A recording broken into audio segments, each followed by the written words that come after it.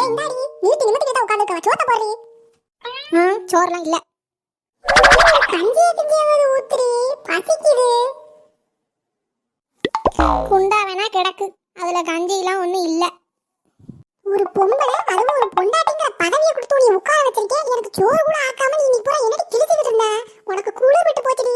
இன்னைக்கு நான் காட்டுறேன் நான் யாருன்னு.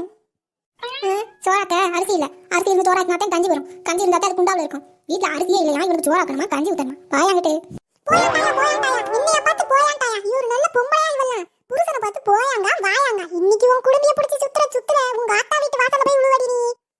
நானும் புருஷனாச்சே போனா போது நீ பண்ற கூத்தையெல்லாம் சைத்திட்டு இருக்கேன். இதுல உனக்கு என்னையவே அடிக்கிற அளவுக்கு துணிச்சல் வந்துருச்சு. நீ உன் வாயை பிடிச்சி கிழிச்சு உன் கை ரெண்டையும் உடச்சி உன் முடியெல்லாம் ஆஞ்சி உன் உங்க ஆத்தா வீட்டுக்கு விரட்டல. நான் உன் பொண்டாட்டி இல்லையா? இப்படி கொழுவத்தையும் மனசுக்குள்ள வச்சுட்டாயா அமைதியா உட்காந்துக்கா. இன்னும் நம்ம இங்க இருந்தோம். எனக்கு உசுறு தப்பாரு. எங்க ஆத்தாளுக்கு பிள்ளை இருக்காது. ஓடுறாங்க இருந்தா சோக்கு. இந்தாயா நெல்லு.